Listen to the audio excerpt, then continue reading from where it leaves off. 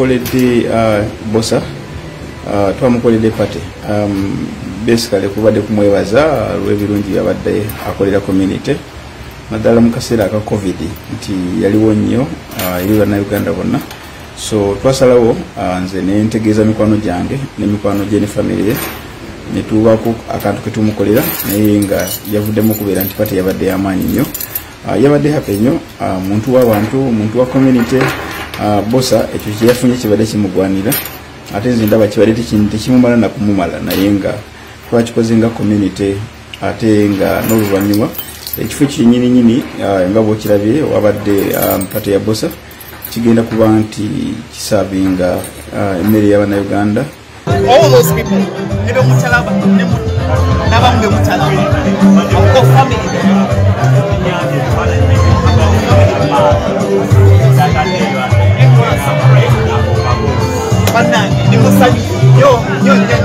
I'm so happy.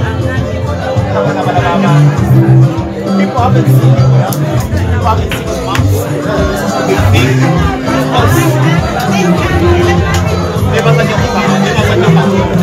There was a new camera. I don't know for how long it's been prepared, but means a lot. Echo, Chinya Gambun, Hamayani. The moments when you feel low, think about these people. This is going to be uplifting me all the time because it's going to be a point of focus in my life and in this year going forward. I have so much to prove to all those people. They've proved, literally, they've disproved me.